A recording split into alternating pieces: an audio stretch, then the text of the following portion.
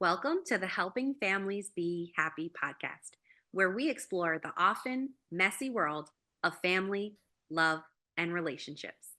I'm your host for this podcast, Adina Oberman, a mom, former preschool teacher, picture book lover, and member of the Familius marketing team.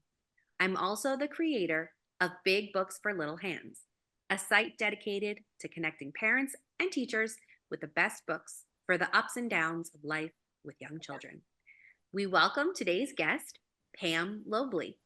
Pam Lobley is a writer whose columns have appeared in many newspapers, including the Bergen Record, the New York Times, the Philadelphia Inquirer, Chicago Tribune, St. Louis Post Dispatch, and websites including the Huffington Post, Today.com, and more. Her memoir, Why Can't We Just Play? What I Did When I Realized My Kids Were Way Too Busy, details the year she let her overscheduled children take the summer off from their busy activities and just play. You can keep up with her and any new projects via Instagram at Pam Lobley. This episode aligns with the Familius habits read together and play together. You can learn more about the Familius 10 Habits of Happy Families by going to the Habit Hub blog on familius.com. Welcome, Pam. Thank you so much for joining us. I'm so happy to be here, Adina. Thanks for having me. Absolutely. I wonder, because sometimes we have some new listeners who might not already know so much about how you got started with Why Can't We Just Play? So can you give us a little background information about the book and how it all got going? Yes. So my kids are grown now, but when they were younger, when they were ages 7 and 10, and they had two boys, uh, we were heading into summer, and I was really feeling the pressure about what am I going to sign these kids up for? Because as you know, you have to choose camp, all the swim lessons and everything in order to keep your kids occupied over the summer. And I really started to rethink, why am I cramming all this activity in? I remember summers when I was a little kid when it was fun to just have free time. But that almost doesn't exist these days because our kids are into so many scheduled activities. And as I was kind of mulling this over, one night when I was bringing my older son in, he started crying. He was 10, and he said, I never have time to just play. So that really caught me because in my mind, we all the time. When I came up at school, he would stay on the playground with his friends for half an hour or more. And then he was doing Little League and he was doing karate and he did all these activities. But to him, those were not play. Those were adult supervised activities where you had to show up on time, behave a certain way, listen to the adult, and then go home. And play to him was, I go in the backyard with a sword and do whatever I want. I have two friends over, no adults are around, and we just goof off and get the giggles. And it doesn't really have any structure often. A lot of times to an adult, it's ridiculous. But to them, it's so important. And I took a big step back and I said, okay, we're going to take the whole summer off from all scheduled activities and you can just play. So that's what we did. I wrote the book, and the book is basically how well it went and also how hard it was, because as we all know, getting your kids off of screens or else out of scheduled activities is hard. So it's worth it, but it definitely had its challenges, which I can talk about. Yes, I think your book and so much of what you said resonates with me because I am in that stage right now with my own kids. And it is really easy to kind of get lost in the weeds of all of these activities that kids want to participate in.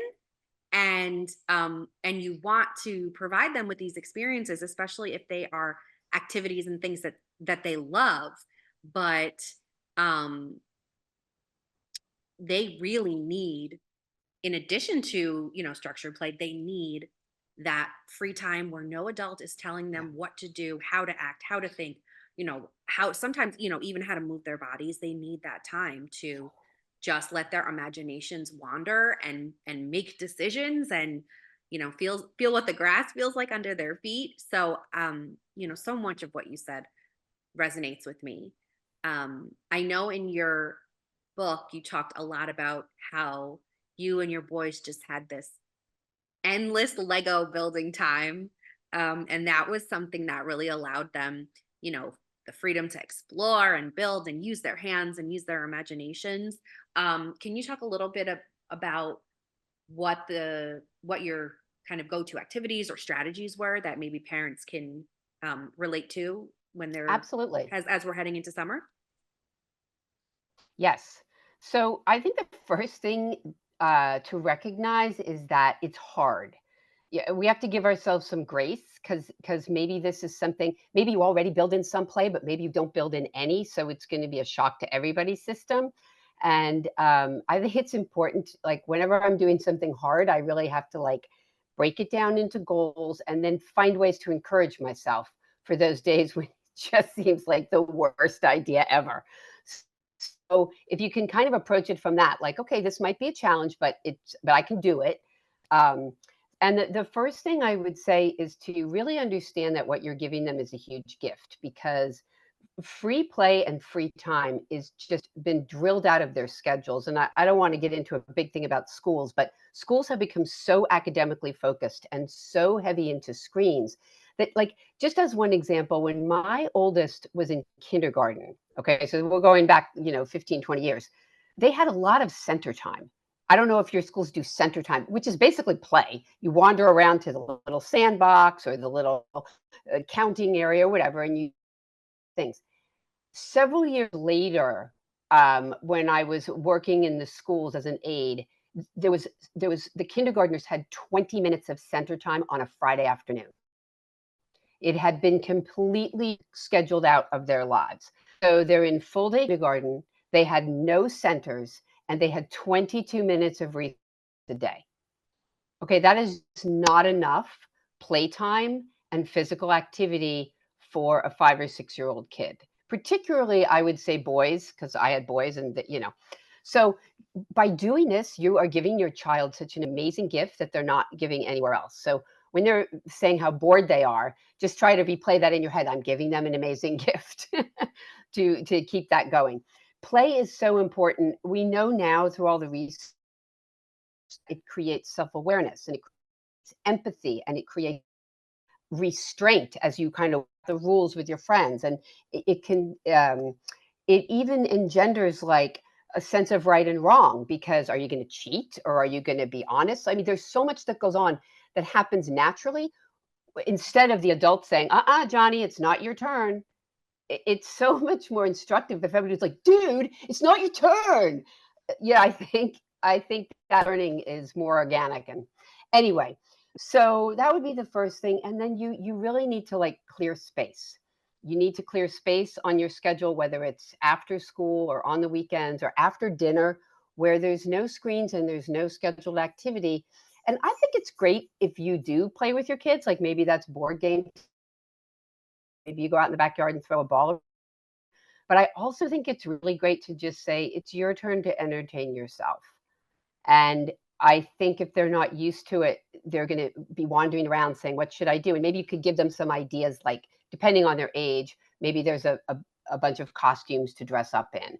Maybe there's blocks. Maybe there's, an empty cardboard box in the backyard or anything that they can do what they do with. And then just kind of like stand back and try to say nothing. I mean, my kids were way in dress up, and if you get caught up in that achievement thing of parenting, well, my kid is learning how to, he's already a yellow belt, and he's going to be his blue belt or whatever the things are, and then your own kid is like pretending they're a dog in the backyard. You might seem like you're somehow failing, but you have to realize that that kind of imagination and that kind of autonomy where they get to do what they want and they get to be in charge, huge for confidence and resilience and Yes. independence. Absolutely. I think I'm nodding along, and our listeners can't see that, but I'm just I'm so happy with everything that you're saying, because it is really the opposite of what kind of is like trendy right now. I think parents, like you said, are kind of, I don't know, there's this idea that their kids have to be, constantly evolving, constantly moving to that next level, whether it's academic or like you were saying with a sport or activity. Um, and then when they are playing with their kids, they are maybe engaging in conversation or asking them questions, but that again is different from this sort of open-ended, um autonomous play where kids are making decisions about where they put that block and making decision about what happens next in the story.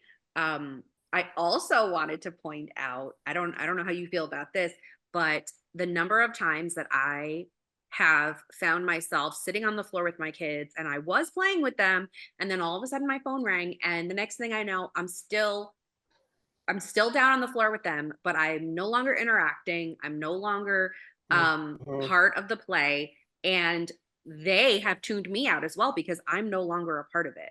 And I have to remind myself, like, just because I'm on the floor doesn't mean that I'm playing.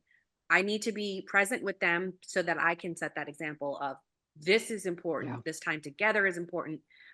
Your ideas and your experiences are important. So that's kind of one thing that I feel like, I think a lot of parents probably could use that reminder, because we're all Mhm. so busy, right? So many of us are working from home, Yeah. so many of us are multitasking. Yeah. So I'm really glad that you kind of bring up the difference between, all of these different kinds of experiences and play and activities with your kids.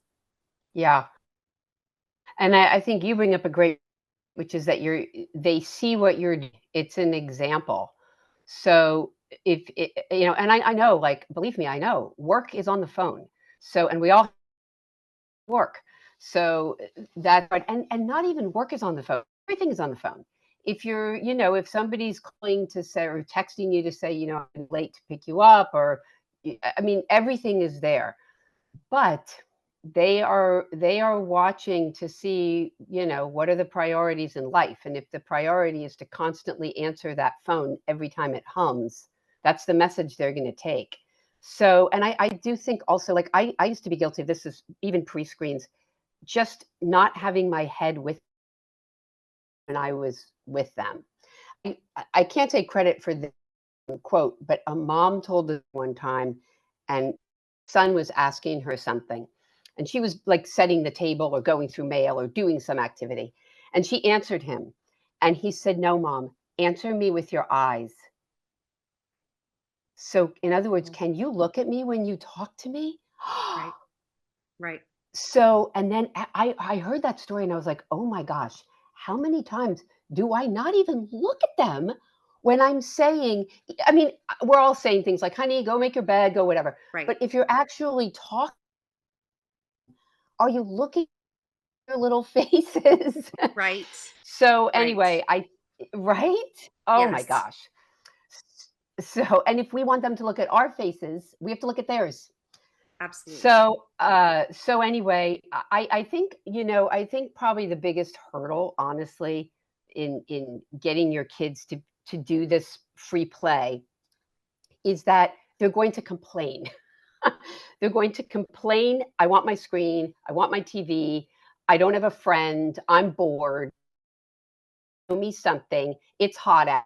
I mean, we can go on, right? So, so that I think that just understanding that, and maybe think back to your own child. My God, I complained all the time to my mom. And you know what she said? "Oh, well, if Yep. you're bored, want to help me clean the bathroom?" "No, I don't. I think I'll be bored."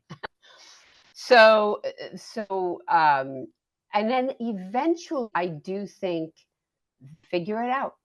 Like, we have to trust that they're going to figure it out. First, they're going to drive us crazy, maybe for like a minute, maybe for a half an hour, but then they're going to figure it out. And then I think it's like a muscle. Once they get used to it, "Oh, this is my time, where I get to be on the floor with my Legos," then maybe it becomes more of an easy go-to. Yes.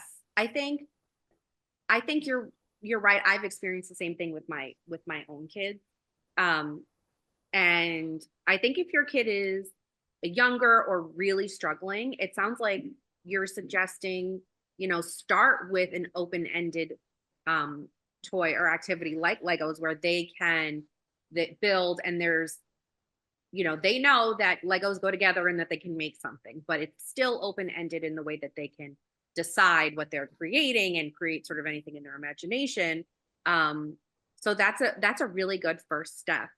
And then also just giving them that like time and space to figure that out, and Mhm. build some confidence about sort of acquiring this new skill.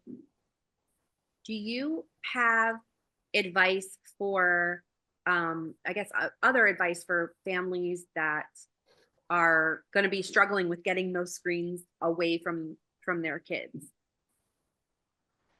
So I had a couple of rules people could on when they were little. Little kids wake up early, so early, and they for a while they realized they could come downstairs and just turn on the TV.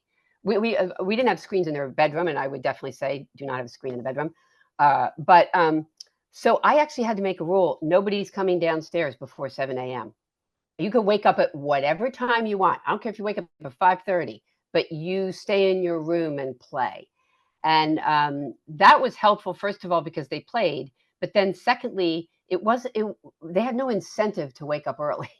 If they woke up naturally. But I can tell you, if they knew they could get down and watch a screen, their little bodies would have probably woken them up because they would have wanted that. And then I also had a rule during this, and this is hard. I was working from home, so this was challenging, but uh, I had a rule that if it was nice weather, like there were no screens between certain hours.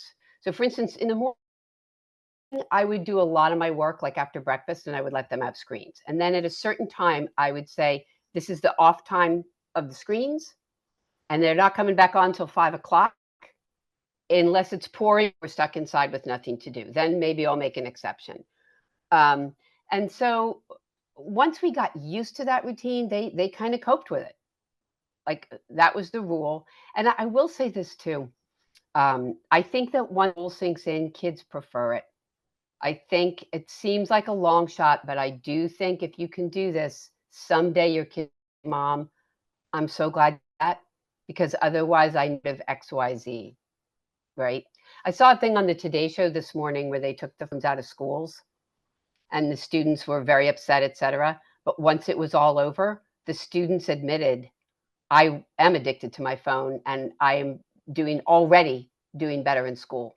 So I think that they know it's kind of like a junk food and they want it, but if we can enforce taking it away, I think eventually they feel happier. Yes. So it sounds like your advice is kind of establish a routine, um or schedule, however it really works for you, and lay the groundwork for some, expectations so that they understand that, this is what we're doing. um and then do your very best to stick to it, which I think sometimes can be the hardest part, right? I know when my Yeah. kids come to me with their little teary eyes, um or when I've um just really had it, whether it's, Yeah. stress or around the house or anything like that. And my instinct is just like, oh my gosh, let me put the TV on so that I can just get a couple minutes of peace.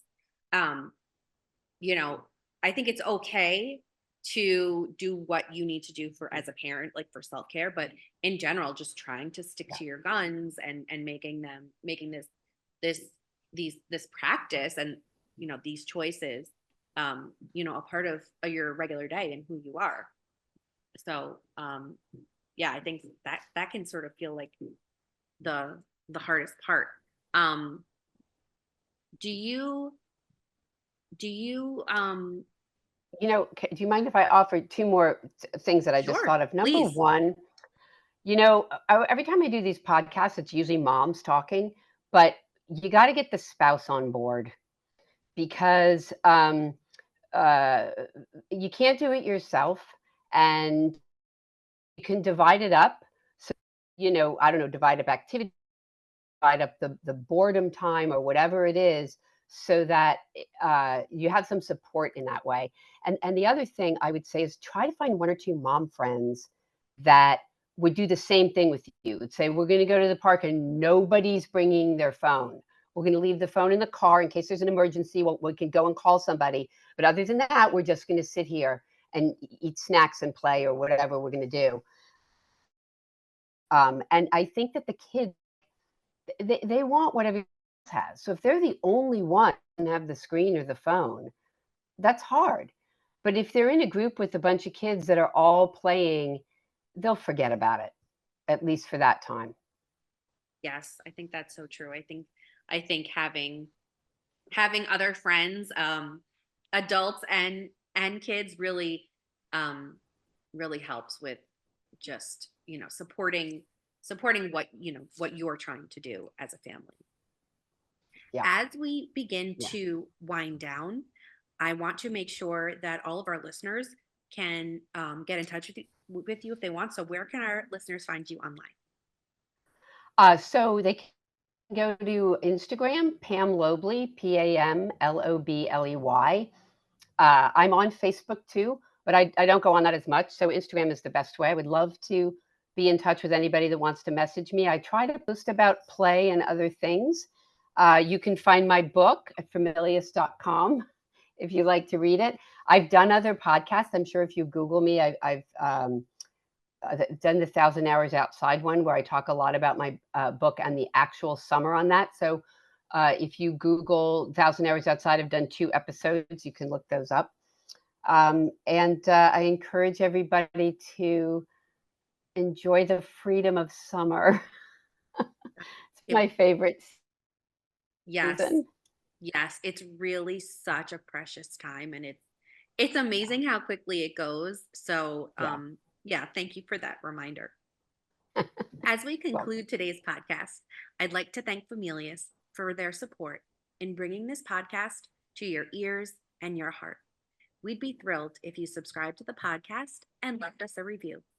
And when you're ready for the next amazing book adventure, we'd be honored if you choose a book from Familius. One step at a time, we can make the world a happier place.